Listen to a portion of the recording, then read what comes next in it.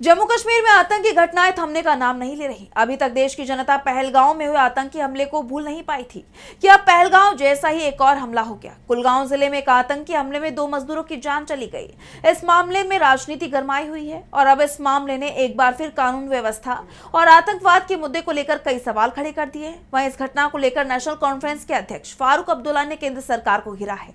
तो क्या कुछ कहा फारूक अब्दुल्ला ने और क्या है ये पूरी खबर, जानेंगे इस रिपोर्ट में। जम्मू कश्मीर के कुलगांव जिले से दिल दहला देने वाली घटना सामने आई है, जहां पहलगांव जैसा हमला हुआ है।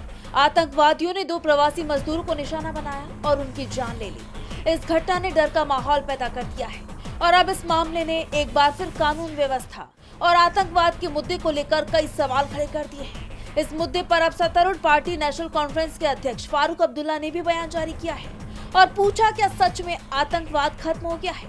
फारूक अब्दुल्ला ने कहा है, देखिए, पुलिस के अफसर को भी अभी उन्होंने शहीद किया।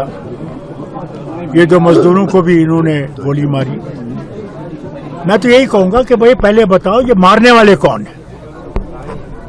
आप तो कहते हैं कि आतंकवाद खत्म हो गया, तो अगर आतंकवाद खत्म हो गया तो ये मारने वाला कौन है? इसको जरा साबित लाइए ना, सामने लाइए, हम भी देखें। फारूक अब्दुल्ला ने सीधा सवाल किया कि आखिर इन घटनाओं के लिए कौन जिम्मेदार है। उन्होंने केंद्र सरकार की तरफ इशारा करते हुए कहा कि अगर पूरी सीमा नियंत्रण में है तो ये हमलावर कहां से आ रहे हैं। इसके साथ ही फारूक अब्दुल्ला ने इशारों में ही अनुच्छेद का जिक्र किया।